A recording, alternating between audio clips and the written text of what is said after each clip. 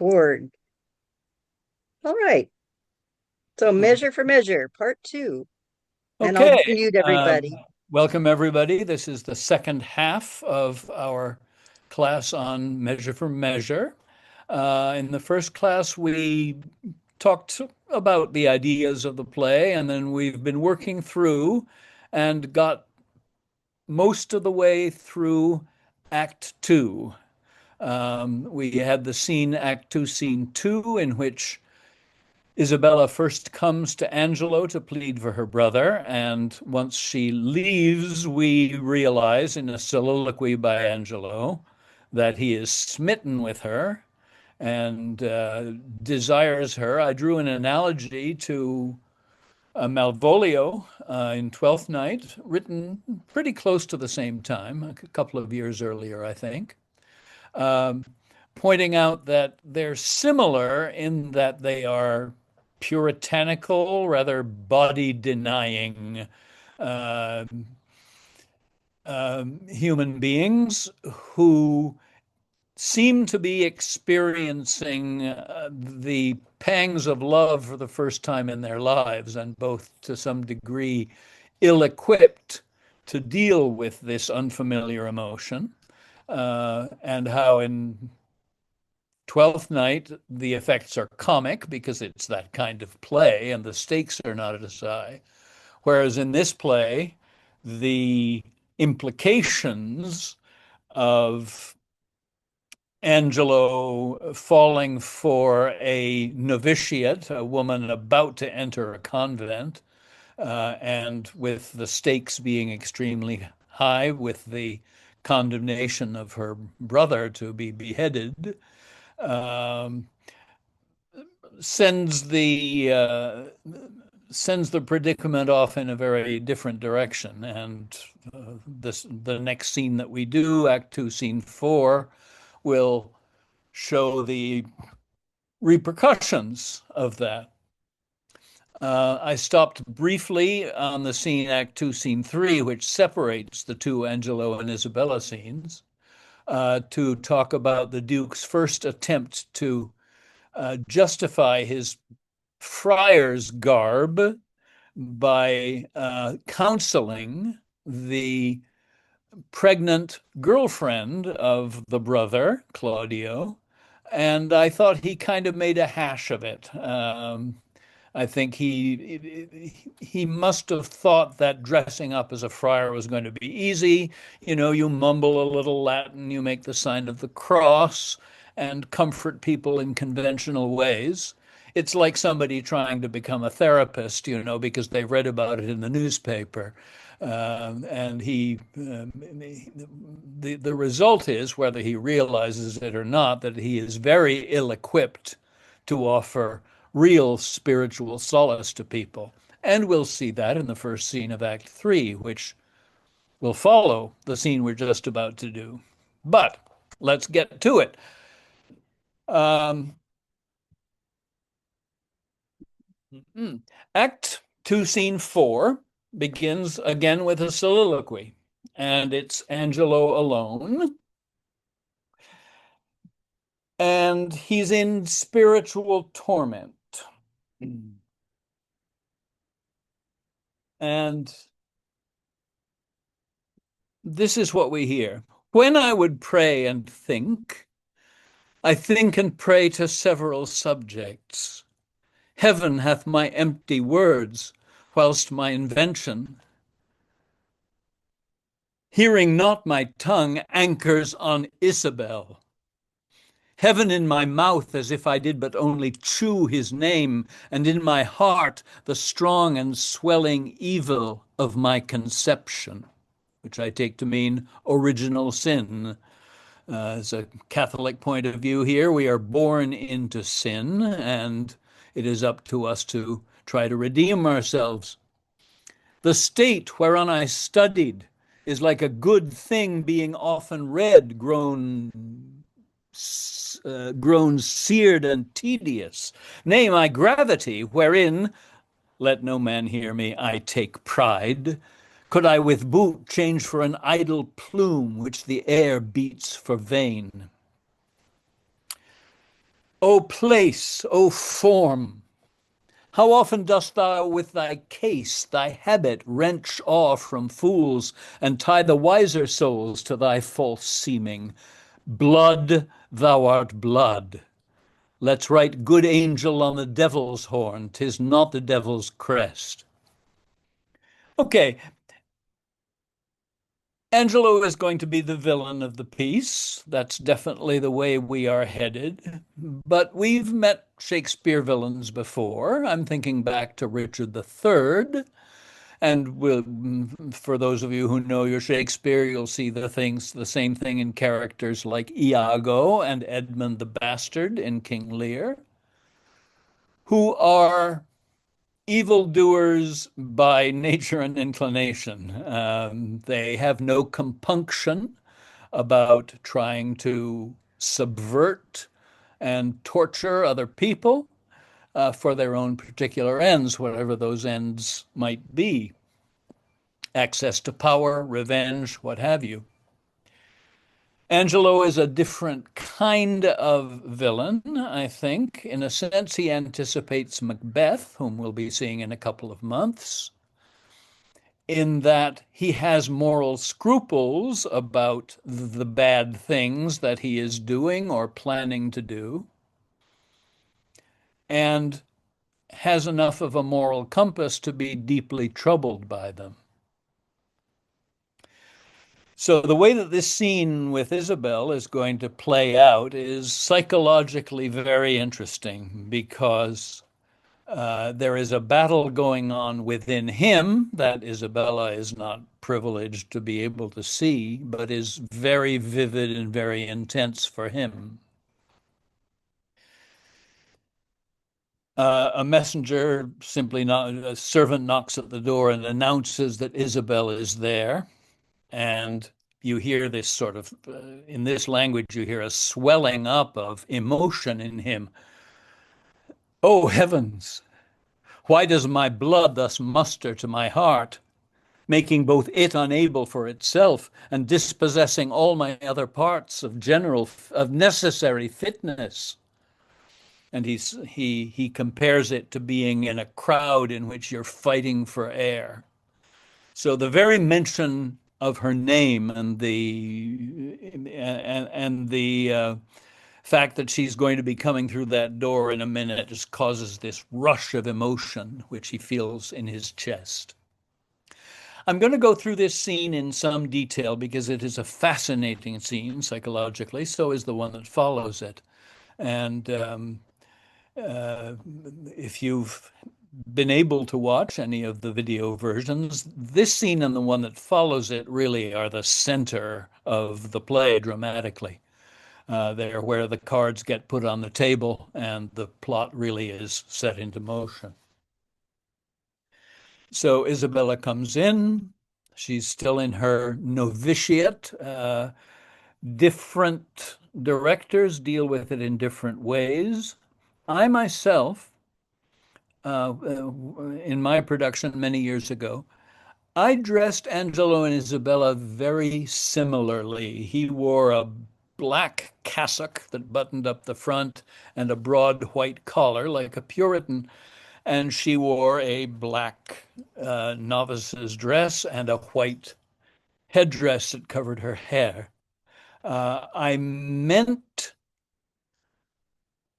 quite consciously to draw a parallel between them because we're going to find in this play that there's interesting pairings of characters that are, though they're in conflict with one another as characters, they're also have persuasive similarities between them.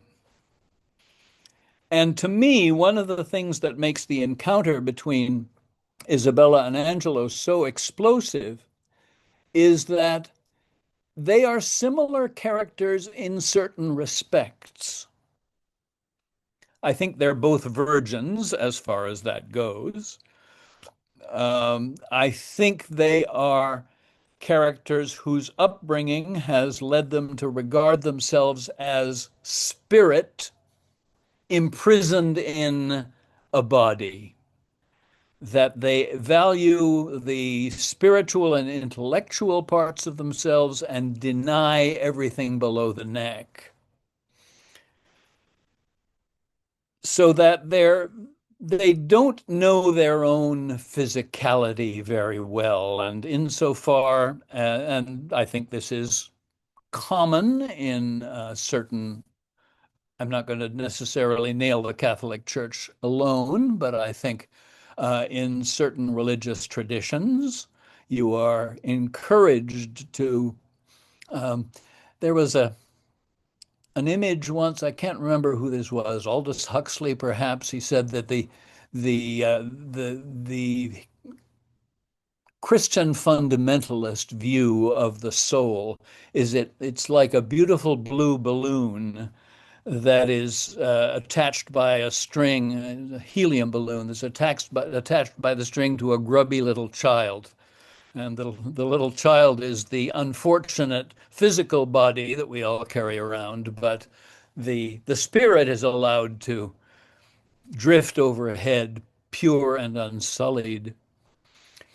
Um, and I do think that that mindset can be said to describe both Angelo and Isabella, although it's going to be expressed in very different ways. I will say, by the way, that one of the things that made me choose Measure for Measure for my MFA show at Carnegie Mellon was that I had seen a production 2 or 3 years earlier in Philadelphia that had very much impressed me. And there was a bit of stage business that I stole. And it was that this scene began, the lights came up on Angelo, and he was stripped to the waist and flagellating himself with a little scourge. And I thought that was a really accurate image of how I saw him, that he felt his body was rebelling against the higher spiritual calling of his mind and spirit and was trying to suppress it in any way he could. And I found that a useful image. So it was good enough that they say, what is it? Imitation is the highest form of flattery, or it's also been said, lesser talents imitate, greater talents just steal. So I freely acknowledge that it was a piece of business that I stole because I thought it had nailed something about Angelo's character. So she's announced, he hurriedly puts his clothes back in order and says, teach her the way. And he's more or less ready to see her because obviously the sight of her inflames his passions that he perhaps doesn't completely understand himself. And there's something more than sexual going on too with him, in my opinion. He says, dost thou desire her foully for those things that make her good, her very virtue, her very purity, and in addition, the articulateness and passion with which she pleads her case, I think, have taken a very strong effect on him and can be said to be a significant part of the attraction for her. However, in practice, as we'll see, he's not really capable of separating his his spiritual love for her from his desire. And this gets me back to the question of villainy. He's a self-critical person.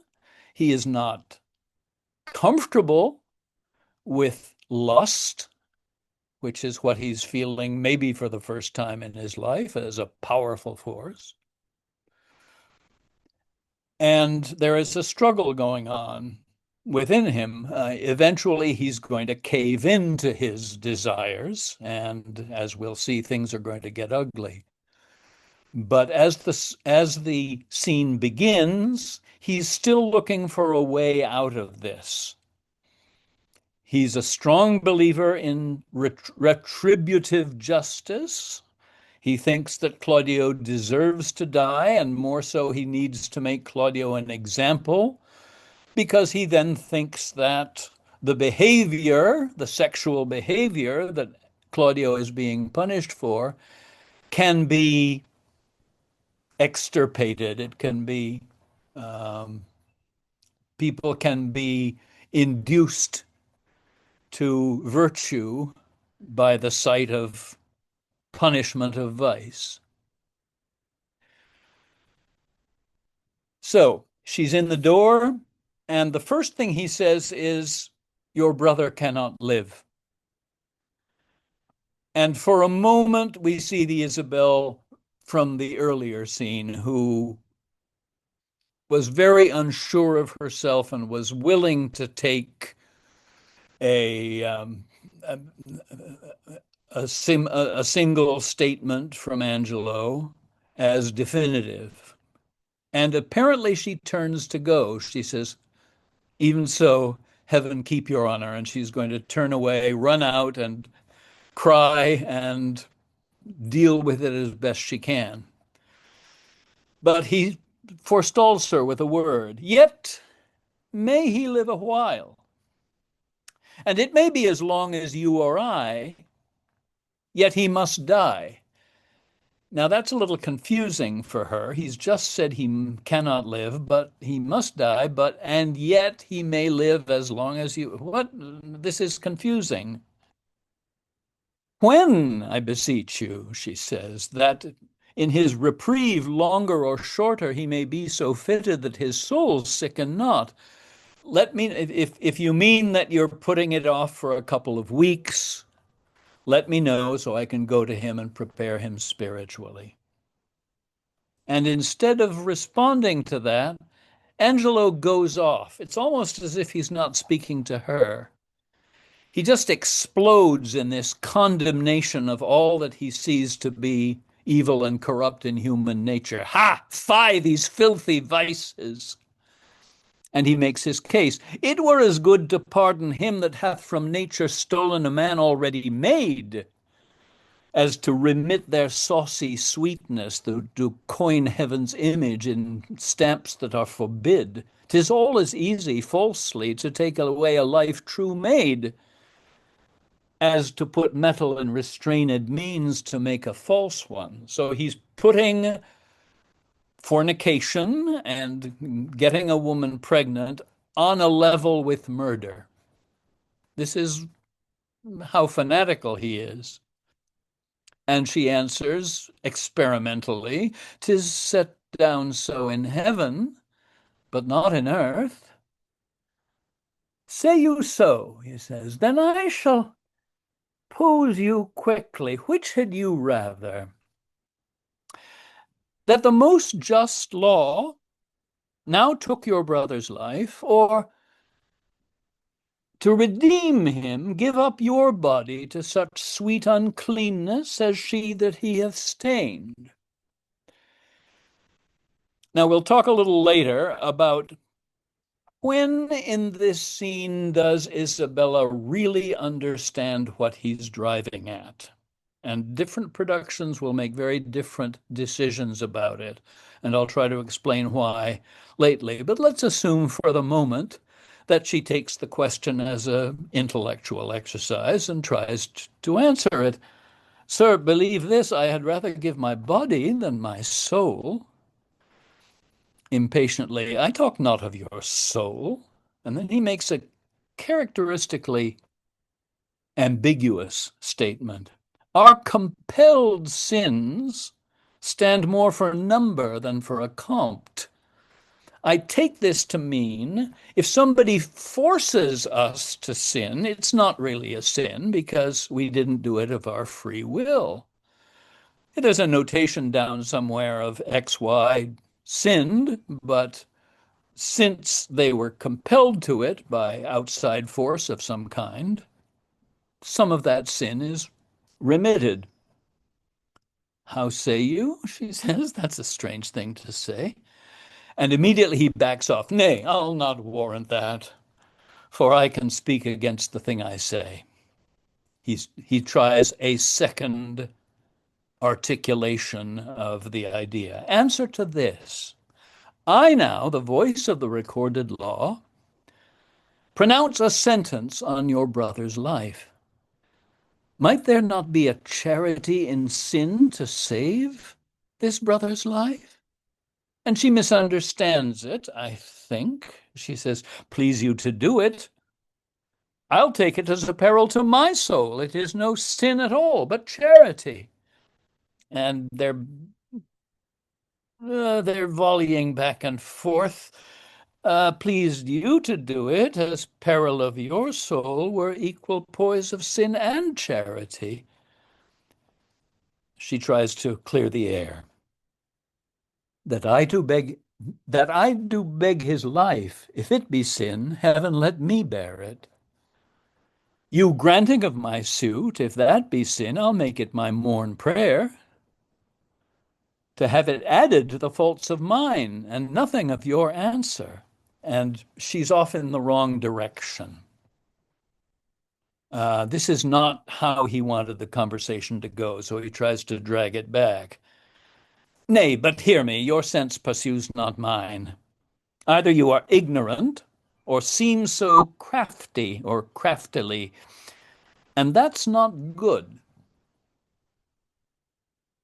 And she says, let me be ignorant and in nothing good, but graciously to know I am no better. This is perhaps a hint here that he sees the possibility that she is not quite as innocent and naive as she appears, and maybe understands what he's driving at, but is failing to acknowledge it. So this middle of this scene is full of this sort of jockeying back and forth. And it is possible, I think, that she has understood pretty much from the get-go what he is after and is pretending ignorance. The scene can be played that way. Although traditionally the scene is played more that she can't imagine that he would be propositioning her and is simply confused by the mixed signals she's getting. She says, let me be ignorant and in nothing good, but graciously to know I am no better. And now he makes a general observation. Thus wisdom wishes to appear most bright when it doth tax itself, as these black masks proclaim an enshielded beauty 10 times louder than beauty could displayed. And in my production, because they were dressed in black and serious and similarly, he indicated the garments that were disguising their bodies from each other, and referring to them metaphorically as masks. That may not be what Shakespeare intended, but it worked for me. Now he's going to zero in, but mark me, to be received plain, I'll speak more gross. And he's going to bring the hatchet out again, remind her of the power he wields. Your brother is to die. And she says only, so. And his offense is so, as it appears, accountant to the law upon that pain.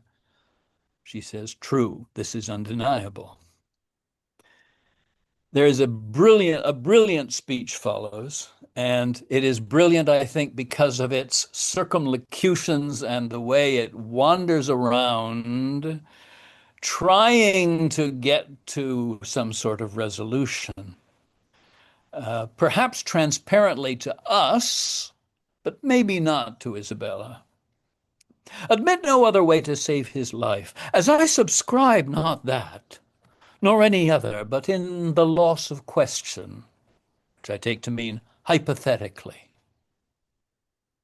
That you, his sister, finding yourself desired of such a person whose credit with the judge or own great place could fetch your brother from the manacles of the all-binding law, and that there were no earthly mean to save him, but that either you must lay down the treasures of your body to this supposed, or else to let him suffer, what would you do? And I think maybe here, if up to now she has not sussed anything out, maybe she's starting to see where this is going. Some Isabellas, even now, cannot believe that such an upright man would be propositioning her in this way and still think they're speaking hypothetically. But one of the great things about this play is that the interpretation of what's going on psychologically between characters is so up for grabs, is so receptive of different interpretations. And he shuts it down again. Then must your brother die? The mallet is out again. That's the ultimate power I have. With a word, I can end his life. And now she begins to fight back a little, and 'twere the cheaper way. Better it were a brother died at once than that a sister, by redeeming him, should die forever. And now I think he feels now we can debate. Now we're on roughly equal ground, and I can put my case. He's kind of recycling some of his arguments from the earlier scene in which he was talking about preventive justice. Those many had not dared to do that deed if the first that did the edict infringe had suffered for his deed. So now he's trying to point out to her that her own position may be a little hypocritical. Were not you then as cruel as the sentence that you have suffered so, slandered so? And she draws a bright line. Ignominy and ransom, on the one hand, and free pardon are of two houses, two completely different things. Lawful mercy is nothing kin to foul redemption. And now he thinks he's got an edge. Yeah, you seemed of late to make the law a tyrant, and rather prove the sliding of your brother a merriment than a vice. Oh, pardon me, my lord, it oft falls out to have what we would have, we speak not what we mean. I don't want you to think that I condone my brother's sin, just that he's my brother and I have to stand up for him. I something to excuse the thing I hate for his advantage that I dearly love. I think Angelo sees the door open a crack here. He says, we are all frail.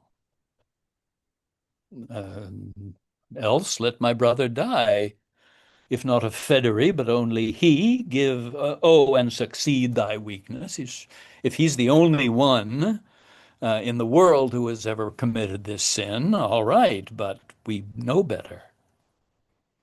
Nay, women are frail too. And this opens the door for her to deliver a beautiful speech. I, as the glasses where they view themselves, which are as easy broke as they make forms. We had a glass, remember, in the preceding scene in which man, like an angry ape, was capering before a mirror. Women, she says, help heaven. And a very important line here, I think. Men their creation mar in profiting by them. If woman is made of the rib of Adam, as we are taught, then They have a responsibility to foster and protect, not to exploit. Nay, call us 10 times frail, she says, for we are soft as our complexions are, and credulous to false prints. That to him is encouraging. Now I think he thinks he has an opening. I think it well. And from this testimony of your own sex, since I suppose we are made to be no stronger than faults may shake our frames, let me be bold. Be that you are, that is a woman. If you be none, if you be more, you're none. If you be one, as you are well expressed, by all external warrants, show it now by putting on the destined livery. And I have no tongue but one. Something is wrong here. She knows that. She may not know quite what it is yet. Gentle my lord, let me entreat you speak the former language. Plainly conceive, I love you. Now, what I love you means to Angelo, we can only speculate. For her, it comes out of left field. That's not what we were talking about at all. My brother did love Juliet, and you tell me that he shall die for it. He shall not, Isabel, if you give me love. And now it's on the table. He means sex. He is nakedly proposing it. But she tests him a little. I know your virtue hath a license in it, which seems a little fouler than it is to pluck on others. Pluck on, I think, means draw them into something nefarious. Believe me on mine honor, he says, my words express my purpose. Finally, it is out in the open. He has made it very clear what it is that he is proposing. And it can be played either that it finally dawns on her at this point, or that she sussed it some time ago and has been playing innocent to draw him into an actual statement. I said to my actress, pretend you're wearing a wire. Obviously not possible in the 16th century, but um, that once the words have been spoken right out loud, you have the goods on him and now can make him believe that he has implicated himself. Ha! Little honor to be much believed, and most pernicious purpose, seeming, which is a common Shakespeare word to indicate hypocrisy. I will proclaim thee, Angelo. Look for it. Sign me a present pardon for my brother, or with an outstretched throat I'll tell the world aloud what man thou art. And this is the moment at which she feels, I think, at the height of her power, and her legs are cut right out from under her. Who will believe thee, Isabel? My unsoiled name, the austereness of my life, my vouch against you, and my place in the state shall so your accusation overweigh that you shall stifle in your own report and smell of calumny. I have begun, and now I give my sensual race the rein. And in modern productions at this point, none that I know of before the 20th century in any case, this is when it gets physical. This is when he grabs her and drives this next speech home with physical specificity.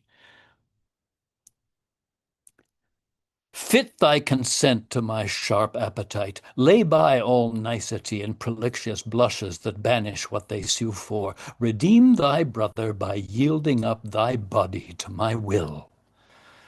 or else he shall not only die the death, but thy unkindness shall his death draw out to lingering sufferance. There are extra syllables in there, which I think attenuate the line and hint that his death will be long and painful. Answer me tomorrow, he says, or by the affection that now moves me most, I'll prove a tyrant to him. We're all grown-ups here, so I'll talk about my actor at this point said, well, why doesn't he just ravish her on the spot? Pretending we're not on a stage in front of 200 people. Why does he say, answer me tomorrow? And I said, I think you ejaculate involuntarily in your robes, that you're to such a high pitch of desire that you lose control of yourself. And I think that momentarily clears your head and brings you back to your senses so that the actual consummation of this is going to be put off for a day or two.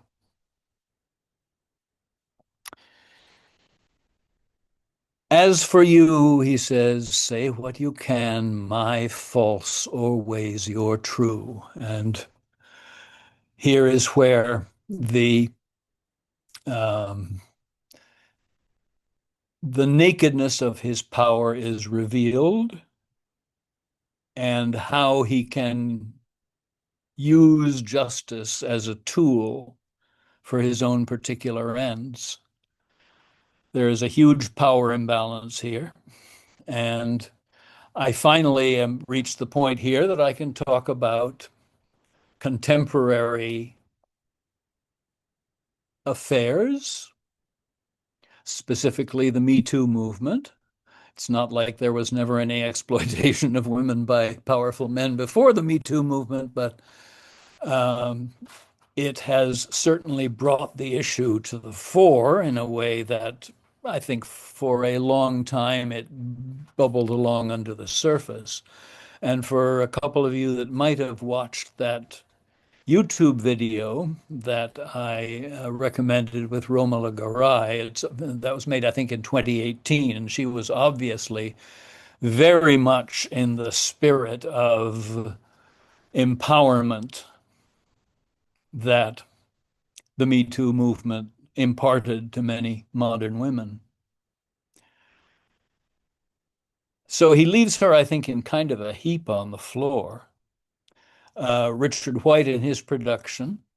Um, Angelo didn't entirely leave the stage. He went upstage to sort of the entrance of the room and took delivery of some papers that one of his adjutants had brought him.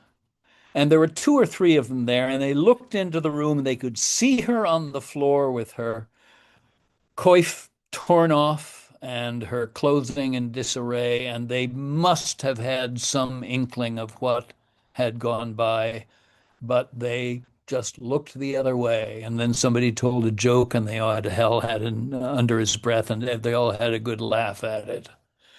And that drove home the point to her, which is in this society, there is power and there is powerlessness, and the powerlessness is hers.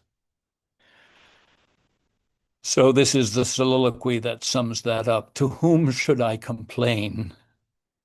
Did I tell this, who would believe me? O perilous mouths that bear in them one and the self-same tongue, either of condemnation or of proof, bidding the law make curtsy to their will, hooking both right and wrong to the appetite to follow as it draws.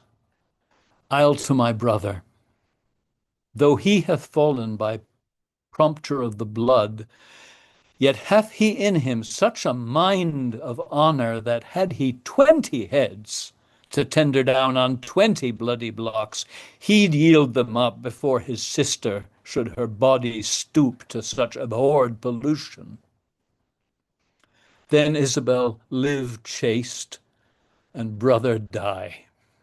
More than our brother is our chastity. I actually ended the scene with those lines, which I found more powerful than the two that follow. I'll tell him yet of Angelo's request, and fit his mind to death for his soul's rest. So her decision is clear to her. She cannot submit to this assault. And I think she goes straight from there to the prison. And the time it takes her to get from the Palais de Justice or whatever it is to the prison is the time filled by this little intervening scene, which I won't dwell on. But it's the Duke having his second shot at impersonating a friar and offering spiritual comfort. And he's doing a little better now.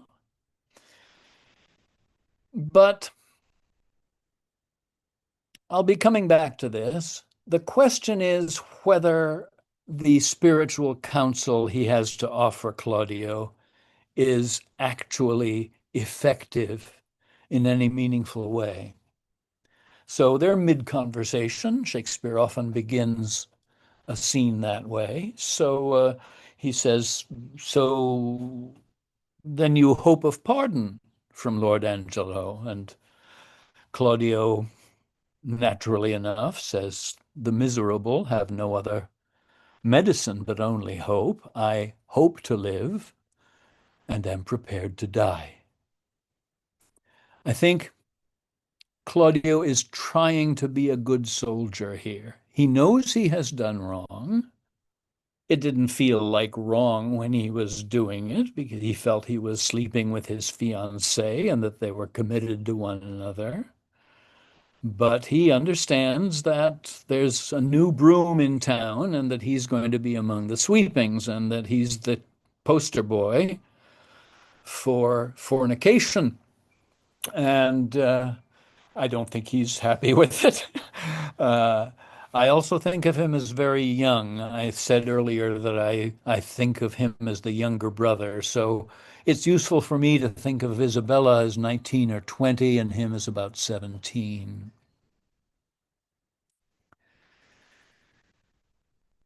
And the Duke has a somewhat famous speech. I remember first encountering a couple of lines from it, maybe as the epigraph to a Dorothy L. Sayers novel.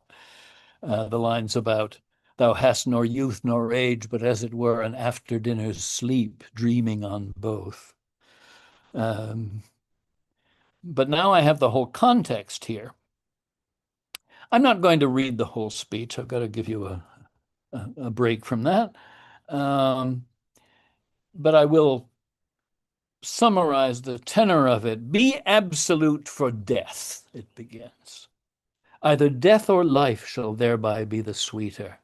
Reason thus with life. And then he goes through a catalog of all the ills and trials that attend on our daily and our lives in this world, and dismissing them one by one. Thou art not valiant, thou art not, thy best of rest is sleep, thou art not thyself. It's almost a litany of world weariness and rejection of life.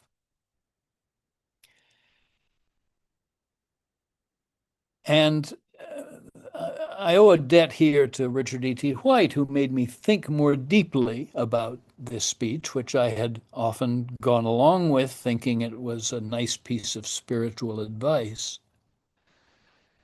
It's one thing to be a grown man, I think the Duke's probably in his 40s, and be sick of a lot of things that life throws at you. It's quite a different thing to be 17 years old and basically not guilty of anything serious and to be threatened with beheading. Richard said, maybe this speech is not so much about spiritually counseling a young man who's facing death. Maybe it's about you. Maybe it's about the Duke's sense of failure and inadequacy and world weariness and sickness, sick of life. And I found the speech made a lot more sense when delivered that way. And that might explain why, at the end, Claudio says, I humbly thank you. To sue to live, I find I seek to die, and seeking death, find life. That's what you're supposed to say to your priest or your spiritual counselor. You're supposed to say, you have taught me a valuable lesson. You have changed my perception. I now see that I was mistaken in clinging to life. And I'm ready to let go of it. I mentioned last week that maybe I reiterated it this time that yes, that Claudio is this kind of ne'er-do-well younger brother who always feels he's always been the one who's getting into scrapes. He's always done, the questionable things. He was caught shoplifting or he was driving drunk or something, and Isabella was the one who had to come and intercede for him and get him out of it. And that sets up over the extended term a sort of sense of inferiority and a sense that I'm a disappointment to you and I constantly feeling pressure to redeem myself in your eyes. And I think that's what feeds into the coming scene when Isabella comes to give him the bad news. So I'm going to pick this up. The Duke intercedes with the provost and is hidden away in a nook so he can overhear this whole conversation. And this is consistent, of course, with the Snoopy Duke's continued meddling in his subjects' affairs, which he can justify in terms of, I really need to know what they're really feeling. I need to know what's going on with them.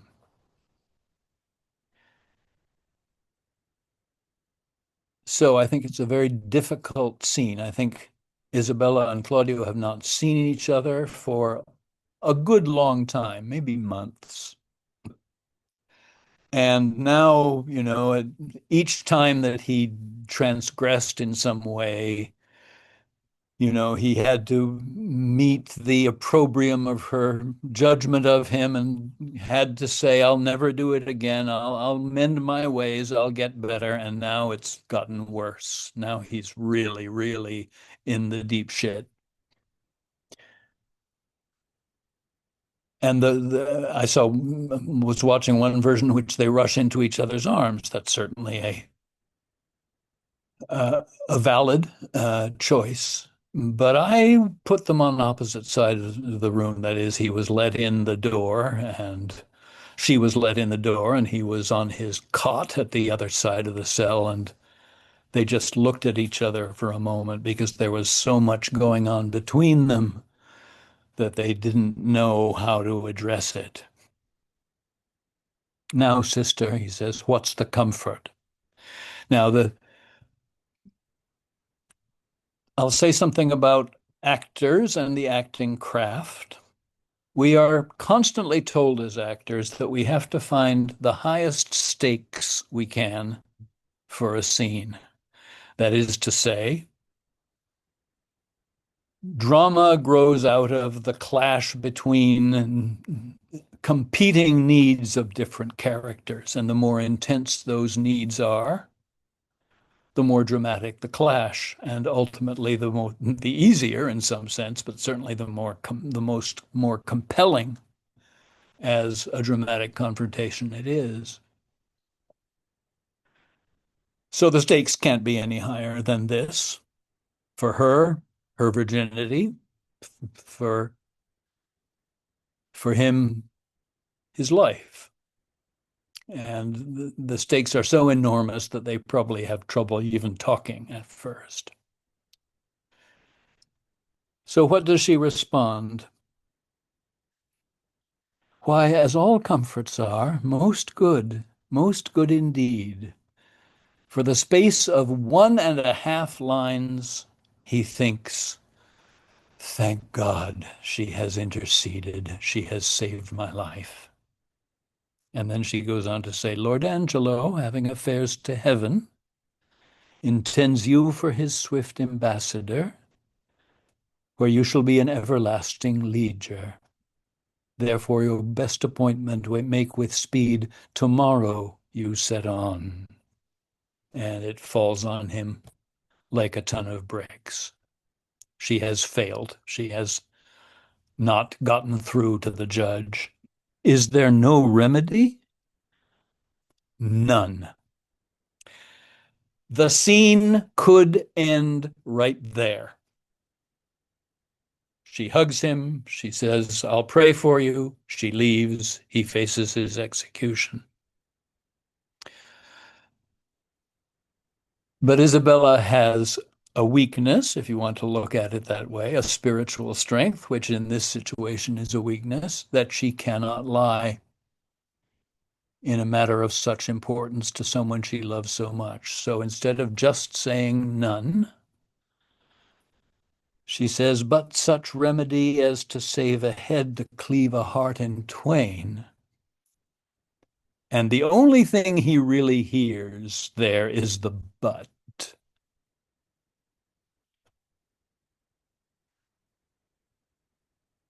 The moment that he gets an inkling that there's a glimmer of hope, that is what he's going to pursue. But is there any?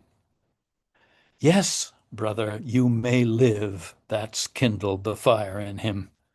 There is a devilish mercy in the judge, if you'll implore it, that will free your life, but fetter you till death. I'm not quite sure what you're talking about, he's saying. I could use a little clarification here. Perpetual durance, i.e., life imprisonment. I just perpetual durance. So at this point, what he thinks is the trade-off is between execution and life in prison. He is 17 years old, sitting in a stinking dungeon. And at the moment, the idea of another 60 years or so in this stinking dungeon is the good choice, the upside. I just perpetual durance. Though all the world's vastity you had to a determined scope. Now that's a contradiction in terms. She's saying, well, you could go anywhere in the world, but you'd still be in jail. But in what nature? You notice if you have the script in front of you and you're looking, you'll see that all of his lines are half lines of verse after a speech of hers. She has 3, 4 lines and a half line, and then he finishes the line of verse with a few words, and that happens 5 or 6 speeches in a row. He's just asking terse, short, essential questions, and she is trying to work her way to telling him why it's his duty to preserve her virtue. I don't like my use of the word virtue there, but I hope to clarify why. Um, but in what nature? In such a one as you consenting to it would bark your honor from that trunk you bear and leave you naked. Everything she says is only increasing his confusion. Let me know the point. And now it begins to spill out. This is her terror that her brother is not going to come through for her, that he's not going to accept his death and have her preserve her own soul.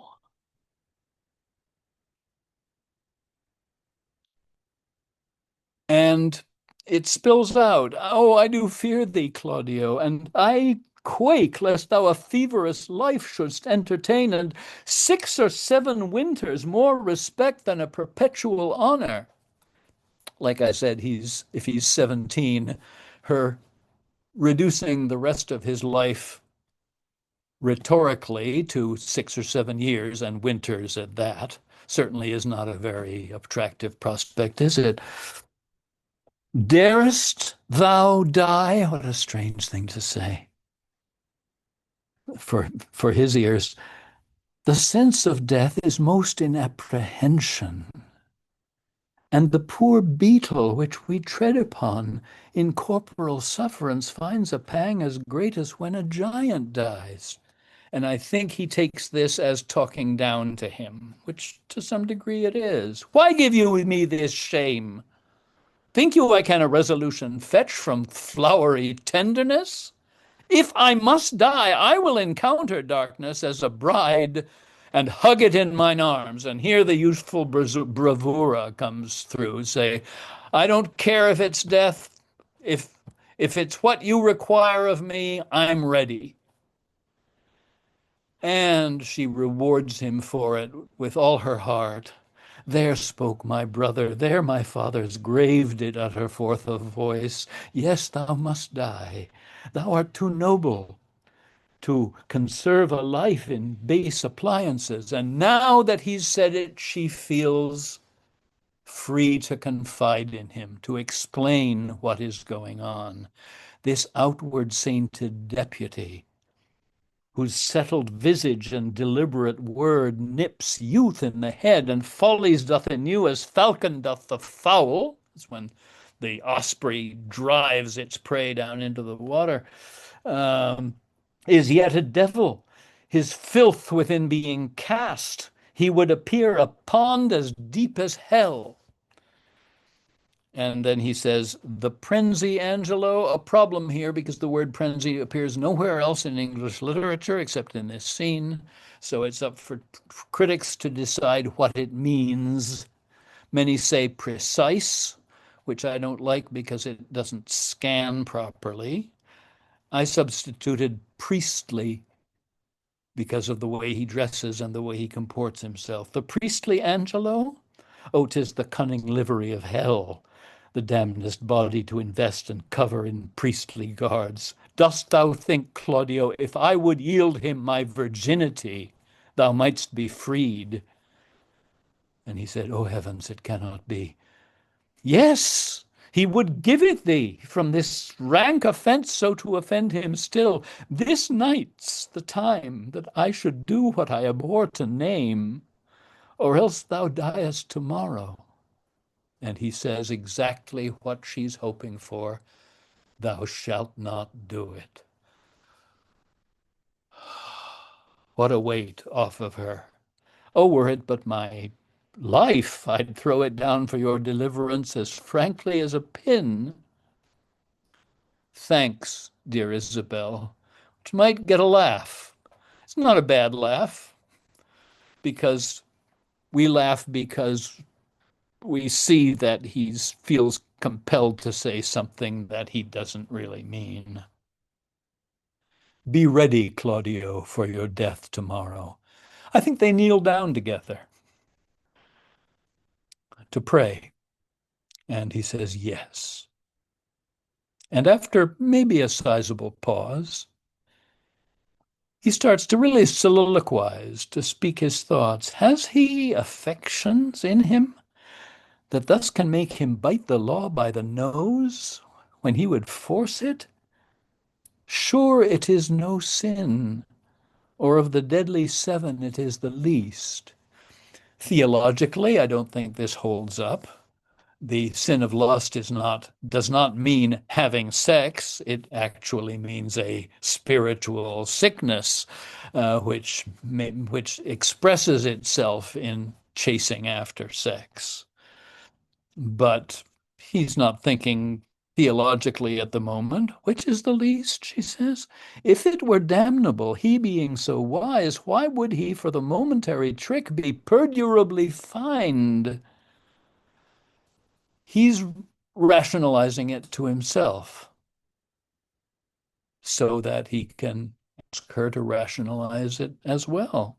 What says my brother?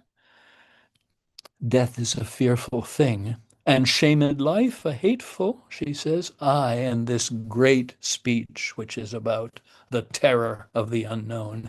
Aye, but to die, and go we know not where, to lie in cold obstruction, and to rot, this sensible warm motion, to become a kneaded clod, and a delighted spirit, to bathe in fiery floods, or to reside in a thrilling region of thick ribbed ice, to be imprisoned in the viewless winds and blown with restless violence round about the pendant world, or to be worse than worst of those that lawless and in certain thought imagine howling, 'tis too horrible.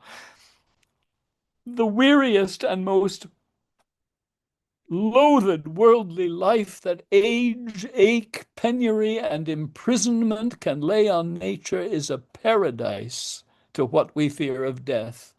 And she feels him cracking. Alas, alas, her heart goes out for him, but it means he's going to break, and he breaks. Sweet sister, let me live. What sin you do to save a brother's life? Nature dispenses with the deed so far that it becomes a virtue.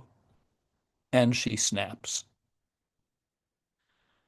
O you beast! O faithless coward! O dishonest wretch! Wilt thou be made a man out of my vice? Is not a kind of incest to take life from thine own sister's shame? What should I think? Heaven shield my mother played my father fair. For such a warped slip of wilderness ne'er issued from his blood. Take my defiance, die, perish. Might but my bending down reprieve thee from thy fate, it should proceed. I'll pray 1,000 prayers for thy death, no word to save thee. Nay, hear me, Isabella. Oh, fie, fie, fie. Thy sin's not accidental, but a trade. Mercy to thee would prove itself a bawd. 'Tis best thou diest quickly. And she runs out of the cell. Oh, hear me, Isabella. Okay. It is at this point that this entire play turns like on a hinge. It becomes a whole different kind of a play. So I'm going to break off here, and I'm going to talk a little bit about critical thinking on this play. I'm going to start with talking about the Duke a little bit. Classic criticism through the 17th, well, 18th, 19th centuries and into the 20th held in a very popular interpretation of this play that the Duke was a sort of godlike figure. I'm going to read you a couple of excerpts here. This is G. Wilson Knight, a prominent Shakespeare scholar of the early 20th century. The Duke controls the action from start to finish. He allots, as it were, praise and blame. He is lit at moments with divine suggestion, comparable with his almost divine power of foreknowledge and wisdom. There is an enigmatic, otherworldly mystery suffusing his figure and the meaning of his acts. Their result, however, in each case justifies their initiation, wherein we see the allegorical nature of the play, since the plot is so arranged that each person receives his deserts in the light of the Duke's, which is really the gospel ethic. William Hazlitt was another critic from the 19th century who was extremely laudatory of the Duke's divine mission. I will have one other. The Duke acts the part of the monk. This is Schlegel, writing in 1846, well, 1809, actually. The Duke acts the part of the monk, naturally, even to deception. He unites in his person the wisdom of the priest and the prince. Only in his wisdom he is too fond of roundabout ways, and he has a few words of criticism there. This was a very common perception of the Duke, that he was a master puppeteer, that there was something godlike about his willingness to step, Christ-like perhaps, in his willingness to step down and involve himself in the lives of his subjects. Of course, there's an old folk tradition of the ruler who goes incognito, to become closer to his subjects and takes on a disguise and moves among them to understand them better. This was not actually the case with James the First, but it was with James the First's grandfather, who was James the Fifth of Scotland. He was known for his predilection for disguising himself in order to come closer to his people. Now, if you believe that of him, of course, you're going to be rejecting much of what you hear from Lucio in the coming scenes when he denigrates the Duke in a number of different ways. He calls him at one point the Duke of Dark Corners, and that's the phrase that I'll use to denote him.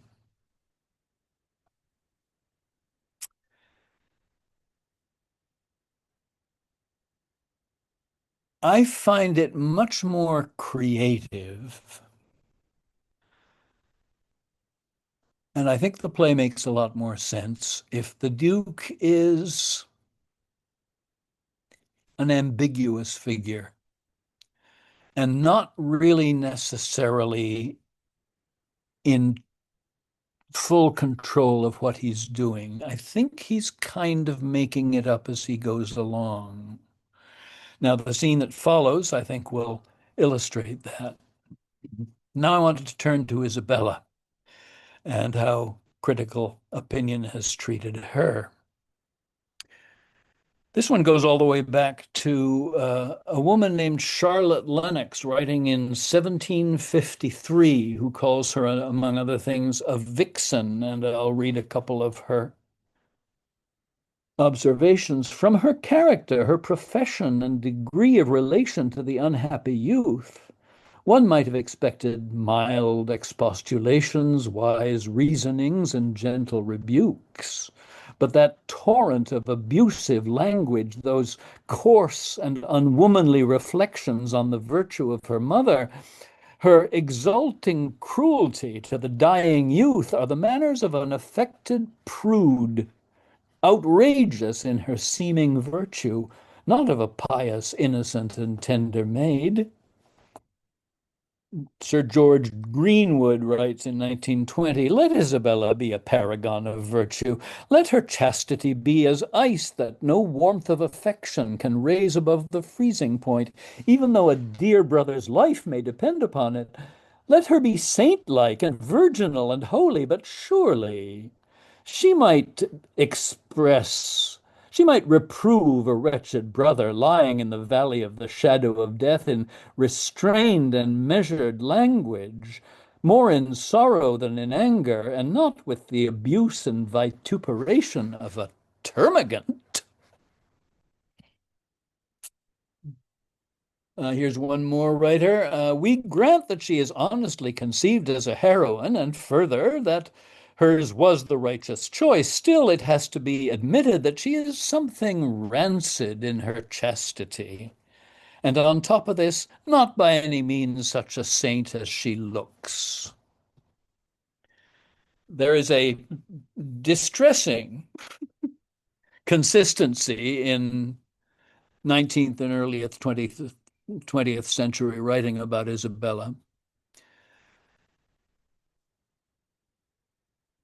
My belief is that They are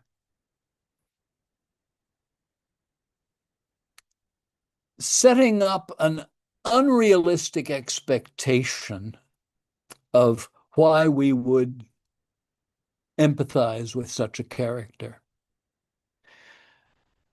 I think Isabella is a rape victim.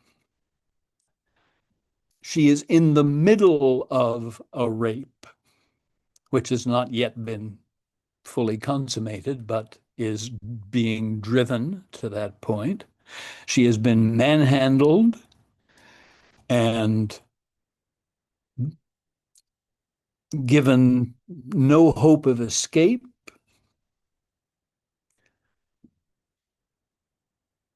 I think she's in an extreme psychological distress at this point. And I think when her brother expresses that he's essentially siding with Angelo and saying, "You really ought to do this for me because I don't want to die." I think in that moment, at least for him, for her, he becomes another man, another one of them. And I don't think she's should be expected to be entirely in command of her rational faculties. I think that empathetically, if we put ourselves into her place, we understand the hysteria, if you want to call it that, with which she responds to the sense of Claudio siding with her oppressor and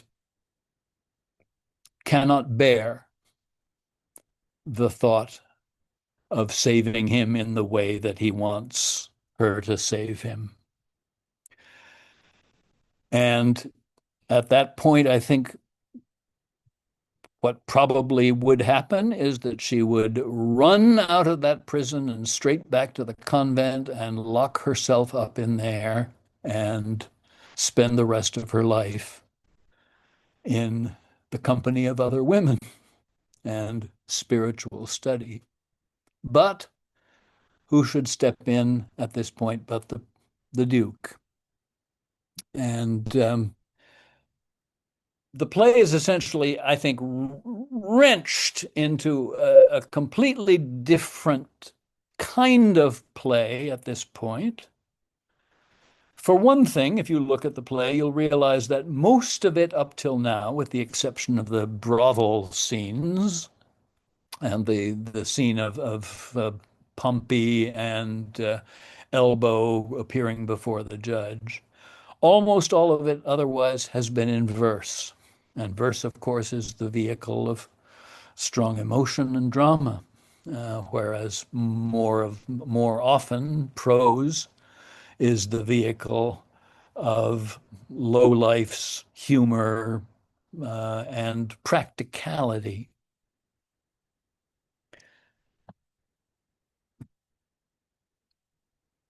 We'll see that the entire rest of this scene now is going to be in prose. And it's because the Duke becomes something else or a side of him that we have not seen before. And that's why I call him an improviser, or I say he's making it up as he goes along. What has the Duke been doing?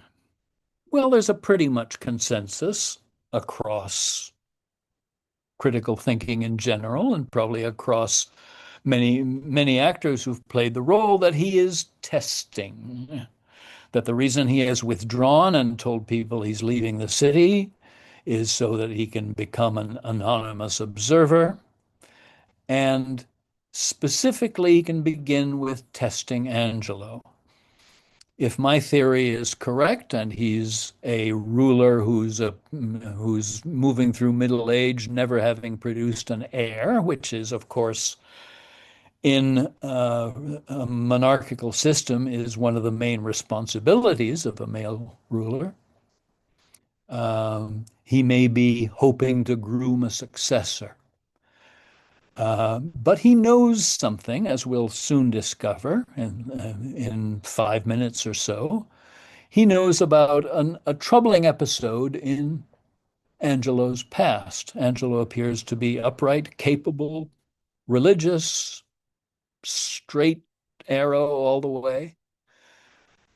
But Claudio has a failed, rather a marriage contract in his past that never came to fruition. He was betrothed to one Mariana, who had promise of a hefty dowry, and it looked like a very good and prosperous marriage for a man to make, except that the dowry was lost with her brother in a shipwreck. And the moment it became clear that that dowry was not going to show up, he broke off with Mariana, who now is living in seclusion in a grange outside the city. Now, that's something that might throw his character into question. Maybe it's that episode that has precipitated the Duke's plan to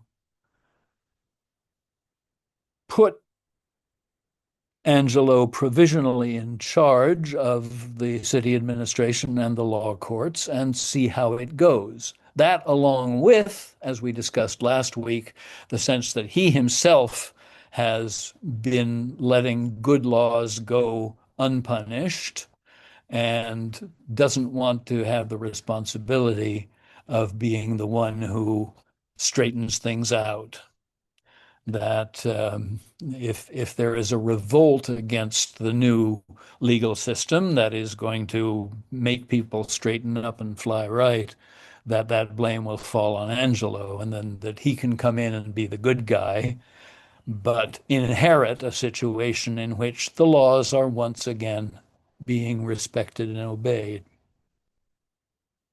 So, um, the reason why I've left myself barely a half hour now to deal with the rest of the play is because I think this is the important part of the play that we have just dealt with. It means I sort of have to speed through the rest of this.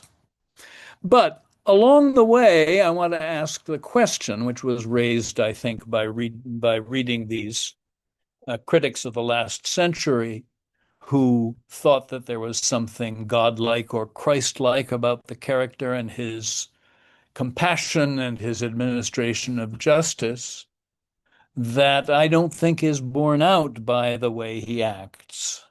He seems rather to me, through the rest of Act 3 and Act 4, to be desperately improvising. And he wants to save Claudio, if for no other reason that he has now met Isabella and himself is very attracted to her. It's been pointed out that before this play is over, Isabella will receive two proposals. The clearly foul one from Angelo, and exploitative and criminal, and the gracious and advantageous offer that is going to be made at the very end of the play by the Duke, who essentially is apparently offering his hand in marriage to Isabella. So, we're going to talk about how we get there. And how we are perhaps going to feel about the means that the Duke employs to get us there. So, if you have your book, if you have your copy of the play, you may want to have it close by. At this point, which is Act 3, Scene 1, line 152, by my reckoning, things have gotten as bad as they can get. Not only is Claudio condemned to death, but Angelo has proved himself to be utterly unqualified and unsuitable for not to say succeeding the Duke, but even for the limited power that has been vested in him while the Duke is away. So that's one problem. The other problem is that beautiful, virtuous Isabella is going to lose her brother, or else she is going to undertake a horrible, horrible sexual assault. So the Duke finally decides to take action. Unfortunately, he can't take action in power because his persona of the Duke is off in Vienna, is off in Hungary or someplace, presumably. And the friar is a person with no power in particular. So it's going to have to be done by wits.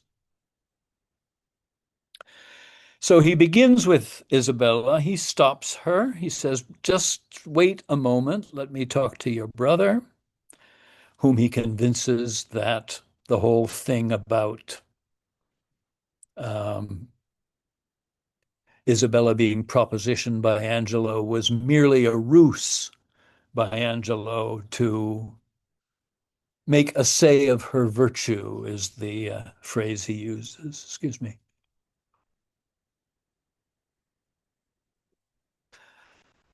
So he tells Claudio all of that was just verbiage, and your sentence is confirmed. You are going to die tomorrow. And Claudio goes back to his cell.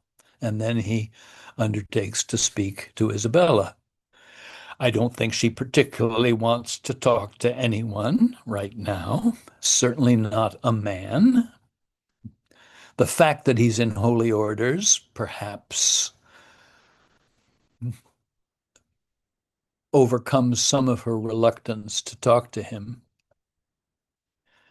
But he begins with, and now line numbers are going to begin to be approximate at this point, because it's prose and line numbers are going to be different in different editions. In mine, it's line 181 when the provost exits.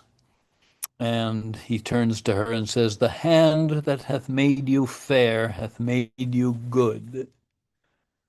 And perhaps in here there's a hint of something that's going to come to fruition later on when he's going to propose marriage to her. But at the moment, he is presenting himself as a neutral in this. And I think the rationale he makes to her is in a few lines. I won't give you specific locations. The assault that Angelo hath made to you, fortune hath conveyed to my understanding. How will you do to content this substitute and to save your brother? And she says, I am now going to resolve him. I'm going to tell him, no way, kill my brother if you must, but your proposition is filthy and I will not entertain it. And he begins to put together, paste together, throw together a plan. And it has every appearance to me of being something improvised and ad hoc. Fasten your ear on my advisings. I do make myself believe that you may most uprighteously do a poor wronged lady a merited benefit. Redeem your brother from the angry law. Do no stain to your own gracious person, and much please the absent Duke, if peradventure he shall ever return to have hearing of this business. Now, over the next couple of acts, we'll constantly have little reminders that the Duke, speaking of himself in the third person, is remaining in character as the friar, and we can appreciate the dramatic irony of all that is said about the Duke. He goes on to say, have you not heard speak of Mariana, the sister of Frederick, the great soldier who miscarried at sea? And she says, yes, I've heard of the lady, and good words went with her name. And he explains that she was affianced to Angelo, that her brother was killed in a shipwreck, that he lost the dowry and the brother all at the at Tunaku, and and that she is now living alone in misery, although for some reason she still loves the man. And this leads to the proposition, the proposal, perhaps, probably either word works, I think, of the bed trade. Uh, I think Shakespeare had used it in a play he wrote shortly before this. I'm not certain about the chronology, but I think All's Well That Ends Well was written just before this. And All's Well That Ends Well, the plot turns on a man being deceived into impregnating a woman whom he believes to be a young woman whom he's been pursuing, but in fact is his rightful wife. So it worked fine in All's Well. Shakespeare probably thought he'd use it again. It's not in the original story, in the original Promos and Cassandra, where he got his plot. The character corresponding to Isabella does sleep with the judge. There's also an old ballad. I remember Judy Collins did a version of it. And Laszlo Fair stole a stallion, and it was the same thing. He's condemned to death by the judge, and the judge propositions his wife or fiancée, I can't remember which. She goes forward with it, and I think in his bed she heard the gallows groaning, that he has no intention of honoring his part of the bargain, as turns out to be the same case with Angelo. So somehow he persuades her, and I think he could probably only do this in a friar's garb, because at the moment she's very vulnerable, and probably she needs the imprimatur of the church in some form to undertake something as harebrained as this plan. And because it doesn't involve her having to do anything but go to Angelo, tell him she's coming in the middle of the night, but insist on having the lights off, and that she can leave as soon as he has done what he wanted to do. Of course, this is kind of an old folk convention, and it requires us to believe that for a man, all women are alike in the dark. Of course, he had never taken Mariana to bed, but still, it's a bit of a stretch. We're going to suspend our disbelief here and believe that they can actually pull this off, that Mariana can substitute for Isabella, and that he won't know the difference. There's a sequence of scenes after this that I would love to go into, but I can't much. I'll pick out the important things that happen. Pompey, whom we met in the first half of the play, the pimp, the bawd, has been fallen back into his old ways, as we probably expected he would. He said, I'm a poor fellow that must live. It was his defense of his trade.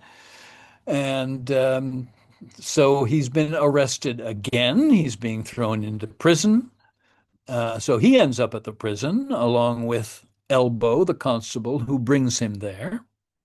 The provost, of course, is the administrator of the prison, and it's among this group of characters, plus the executioner, whose name is Abhorsen, that the ins and outs of the next 4 or 5 scenes will take place. And Lucio, for some reason, is at the prison too. Now, Lucio, we met earlier. He was the one who brought the bad news to Isabella and accompanied her on her first visit to Angelo. And I'm not sure exactly what he's doing in the prison, except that it offers him an opportunity, to make it clear that Pompey, who is a business relationship of his, clearly, is going to get no help at all from him. And also that also an opportunity for him to interact with the friar. And in a couple of confrontations with the friar, we discover that his version of who the Duke is and what his administration has been like is wildly different from the Duke's own version of himself and of others. I will say that at one point he meets Aeschylus, who has accompanied some of the prisoners to the jail, and before he leaves, he wants to pump him for some information. And I think I can find that pretty quickly.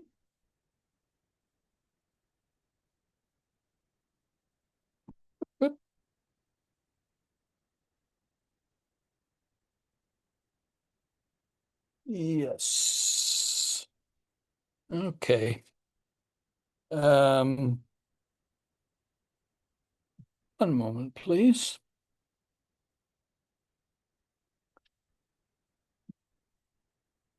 Uh, this is actually at the end of the scene in which he has instructed Isabella what to do, which was back in Act 3, Scene 2.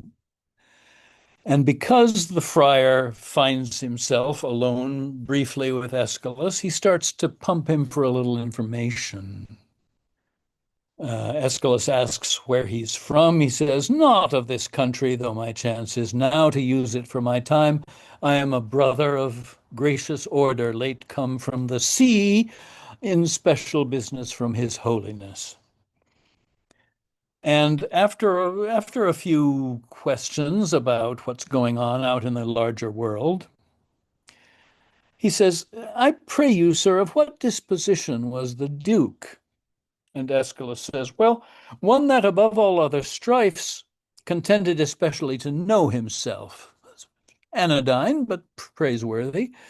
What pleasure was he given to? Remember, Lucio has just been telling him, "Oh, that Duke of Dark Corners, he would mouth with a beggar, though her mouth smelt brown bread and garlic, and he would be drunk," and so forth. A stream of calumnies about the Duke, because Lucio is one of those young men about town who wants to let everybody know that he has the inside poop on everybody, that he knows what really goes on behind the scenes. So he cannot restrain himself from letting people know all the dirt that he's accumulated over uh, a long uh, a long association with the Duke.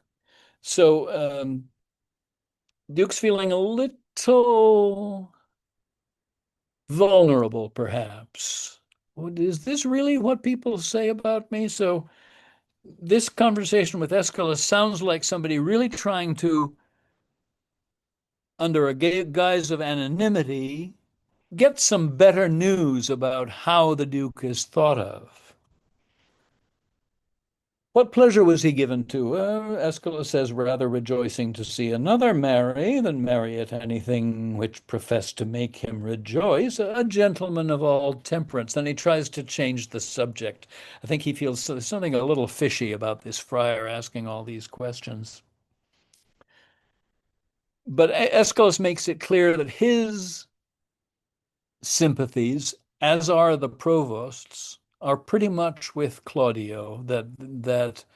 And even the judge in back in Act Two, who said briefly, "Lord Angelo is severe," that there is a general feeling that Angelo has gone too far, and that a lot of the people in the government framework are not really happy with this sudden flip to what I called the Augustinian phase, the the extreme conservatism in terms of administration of the law and the strictures that are being brought to the citizenship. Um, so Mariana agrees to the ploy. Um, then we have the scenes with in the prison in which Pompey is enlisted to assist Abhorsen the executioner. I guess he drags the block out and sharpens up the axe. Um, a rather funny scene begins with the provost saying, "Come hither, Sarah. Do you know how to cut off a man's head?" And many jokes are made. I have seen some very funny treatments of these scenes. I'm going to skip over them now. Um, there is that version from the RSC that has a Barnardine that I really liked. Barnardine is the prisoner.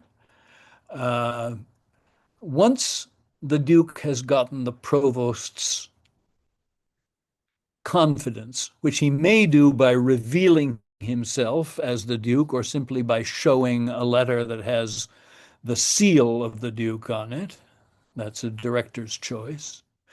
Once the provost is enlisted in the project of finding a surrogate head to send to Angelo, because, of course, predictably, Angelo has, he thinks, slept with Isabella and gotten what he wanted, and promptly fired off a letter to the prison saying, let Claudio be executed by 5 tomorrow morning. So they have very little time. They try to enlist this prisoner, Barnardine, who is apparently a murderer and has spent many years in the prison, and they've never gotten around to executing him, but uh, he certainly deserves it. And there's this scene, rather baffling scene, and it's hard to make it work, in which they drag him out of his dungeon and say, "It's time for you to be executed," and he simply refuses. Says, I will not die today for any man's persuasion," and picks up his ragged blanket and parades back to his cell, and nobody has the heart to actually go through with it. But fortunately, there's a pirate who died the same day in the prison. They can take that head, they can shave the beard, they can tie the hair back, they can make it in possibly um, a a believable simulacrum of Claudio's head that'll be enough to fool Angelo, and apparently it works. So those are the comic hijinks that happen throughout Act 4.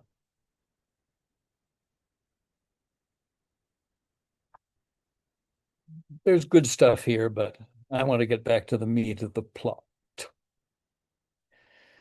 So when we get to Act 4, Scene 4, there is most everything has been prose up till now, and we now have a scene between Angelo and Aeschylus, and it appears that they've been getting letters from the Duke hinting that he's coming back, but contradictory. And they're now to expect the Duke to return any day now, but they don't know exactly when. And they are frustrated, and certain provisions have been made that they're to meet the Duke at the city gates and hold a public ceremony in which anyone with a grievance is invited to step forward. And that obviously makes Angelo quite nervous, although he doesn't think anybody knows except Isabella. And he has already told Isabella that she cannot expect to be believed by anyone given his power. And he has a soliloquy, which is worth looking at the end of Act 4, Scene 4. This deed unshapes me quite, makes me unpregnant, and dull to all proceedings, a deflowered maid, and by an eminent body that enforced the law against it.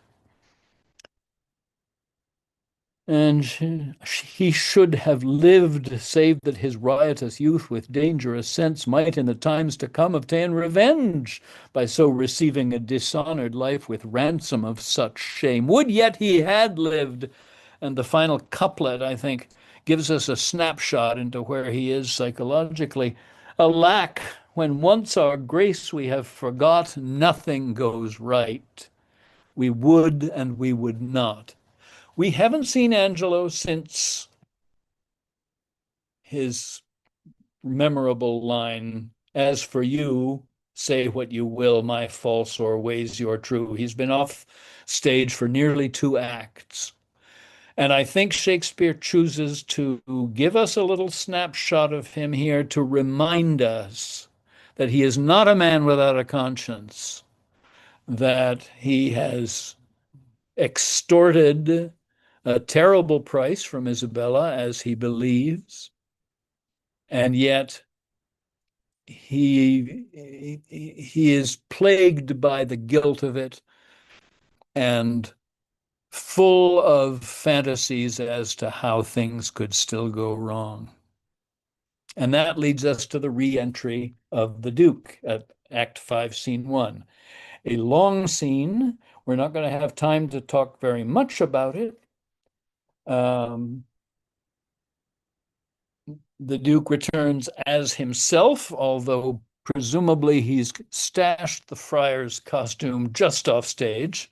It's, as I can attest, it's a quick change to move back and forth between the two characters, both of which he will play in the same scene. And you have an expansive Act 5 scene.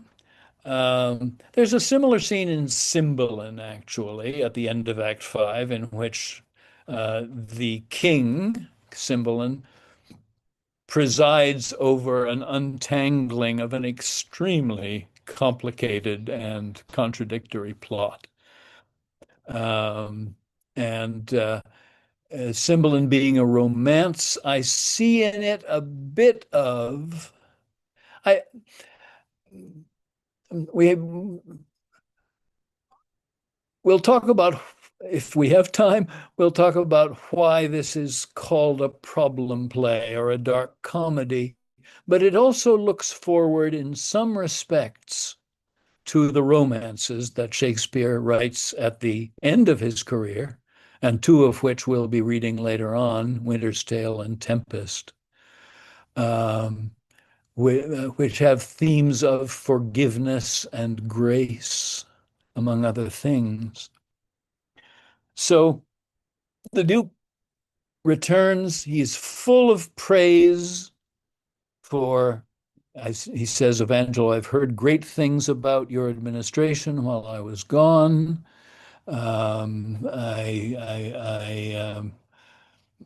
You have gained my complete confidence. And Isabella, as the Duke has coached her, turns up and challenges Angelo to his face. And his worst nightmare, basically, she will confront him and tell the truth about him as she understands it. Except it isn't really the truth, because it's up for Mariana, who will soon appear, to tell the real truth. But the truth, as far as Angelo goes, is that he has extorted sex from her in exchange for saving her brother's life. And on top of that, he has gone ahead and executed the brother anyway.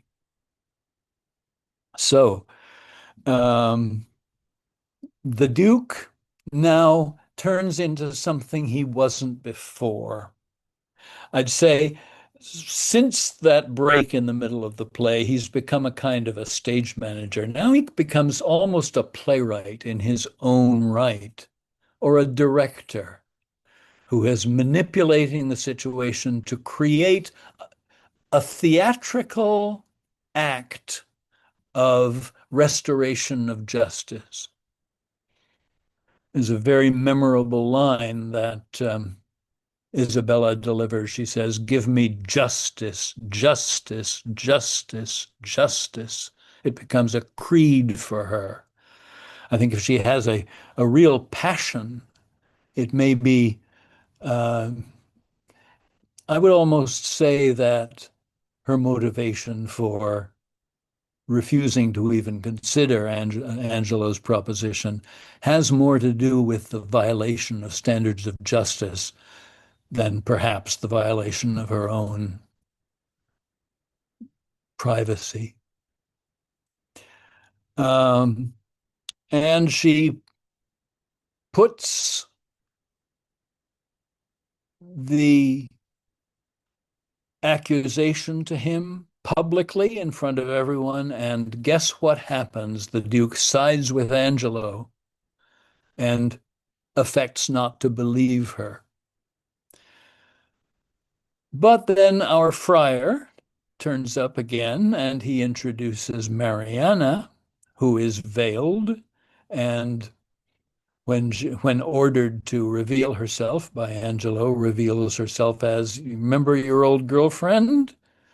Well, you slept with me last night and you have no way of knowing it." And Angelo realizes that he's under a coordinated attack here and attempts to crush the accusation. There's stuff I love in this scene, especially the scene in which the part of the scene in which he reappears in the friar's garb and is pushed around by Lucio, who then tears the cowl off his face and reveals him to be the Duke indeed. And all the wrongdoers now know that they have been seen through. Um, Aeschylus, as it turns out, is forgiven because he's acted justly by his lights. But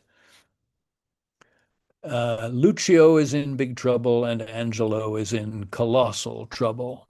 Um, Sentence of death is pronounced on Angelo, which is exactly what he asks for as it happens. His shame at being exposed is so great that he begins to long for death. And the Duke first orders that he be married to Mariana, and therefore she can inherit his estates after he is summarily executed. And the key moment in the play is when Mariana turns to Isabella and asks her to intercede for Angelo's life on her behalf. And she does, in fact, kneel to him. Uh, excuse me.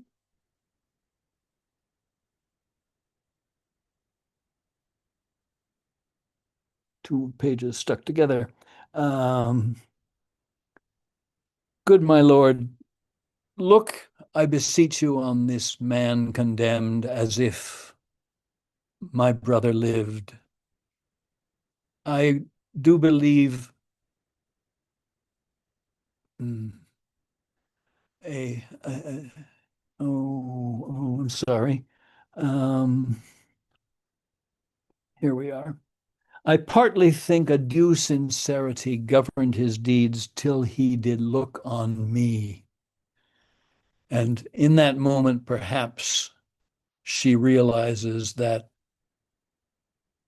it is, in fact, her beauty and her intellect and her sense of empathy and compassion that attracted Angelo. It obviously does not excuse his actions, but to some degree, she realizes that something in her called out to what was best in Angelo. And the moment of forgiveness happens. She kneels, she pleads for his life, and ultimately saves his life. I do find that very touching. Perhaps not advisable. We may feel that Angelo's crimes are such that he doesn't deserve forgiveness. But of course, Shakespeare eases that by demonstrating that Claudio has been preserved and that Mariana believes in him and believes she can reform him. So that just leaves us with the final moment of the play in which the Duke twice proposes to Isabella, first in a rather offhand manner, says he produces Claudio and says, "For your sake he is pardoned, and for your lovely sake, give me your hand and say you will be mine. He is my brother too." And something happens there, and he says, "But fitter time for that," and backs off. And then in the final speech of the play, "Dear Isabel, I have a motion much imports your good, whereto, if you'll a willing ear incline, what's mine is yours, and what is yours is mine." And she does not answer. We're 2 lines from the end of the play. The final couplet is, "Bring us to our palace, where we'll show what's yet behind, what's meet you all should know. Exeunt omnes." And probably for a few hundred years, directors have been bedeviled about what do you do there. In my production in 1972, I had Isabella hesitate, come down stage, take off her nun's coif and drop it on the floor. She had beautiful blonde hair, which fell down behind, and go and join the Duke, and they exited together. I would not do that anymore. Uh, I don't think I had the courage then to leave the ambiguity at the end of the play. And most modern productions that you will see will respect that ambiguity. The BBC, which was made back in 1979, is the only one of the ones I recommended in which it's clear that Isabella accepts the Duke's proposal. Um, there is a rather lovely last moment in the RSC one in which focuses in on Isabella's face, and it's like, I can't believe this is happening to me. I can't believe what is being asked of me.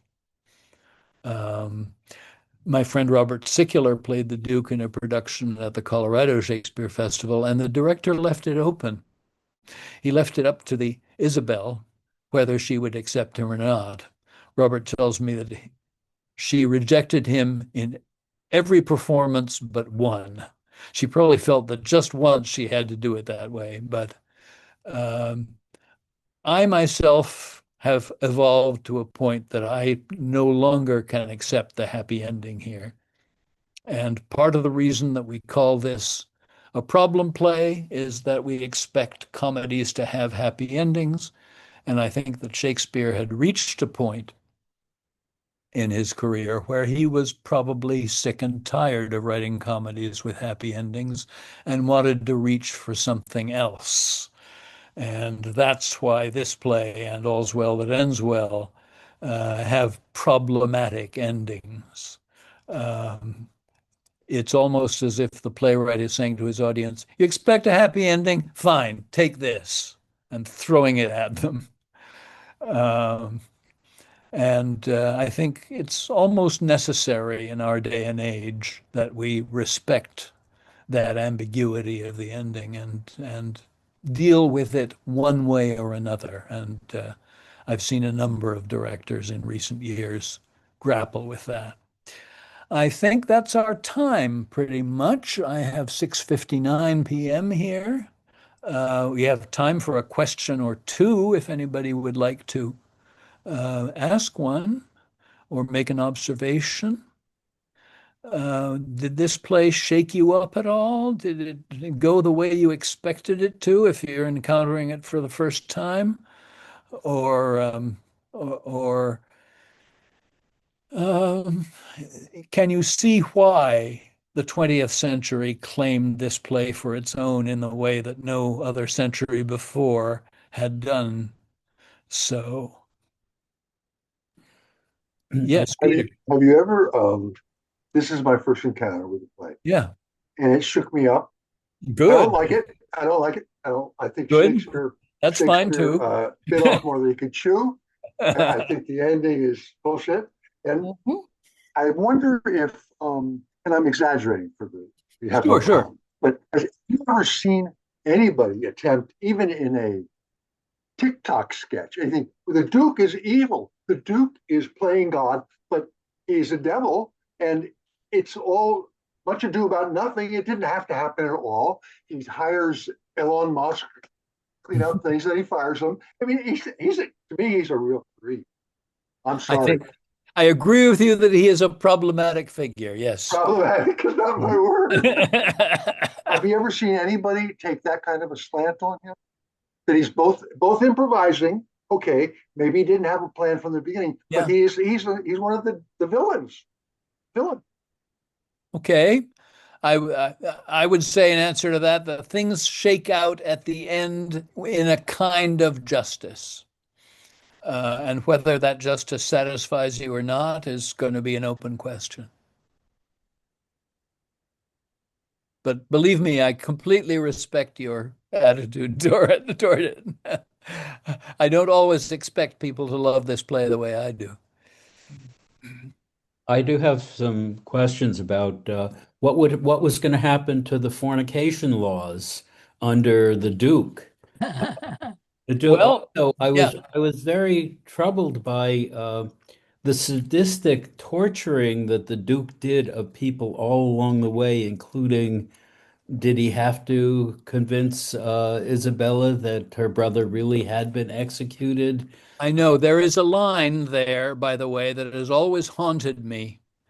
He's in the prison. Isabella is coming in. He knows he's just saved Claudio, and he says to the audience in a soliloquy, "But I will keep her ignorant of her good to make her heavenly comforts of despair when it is least expected." Nice Yeah. guy. And yeah, yeah, I'm seeing Peter sneer Give at me it, a and break. I Well, completely I know mean, what why. is his I don't motivation? know. I don't know what that line really means. I do. He belongs in the villain. You're seeing him Ah. as a puppet master who's just saying, "I'll stick a pin in her and see what happens," right? Oh, absolutely. Yeah. Just from the beginning, and also taking no responsibility. He let the laws go lax. He wants to look good. My hands are clean. Let them. He's over And and she over and torturing she would people. be crazy to marry him, wouldn't she?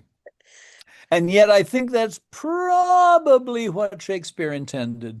It's hard to tell because she is given no lines at the end, and her silence is perhaps eloquent or perhaps just deeply, deeply ambiguous.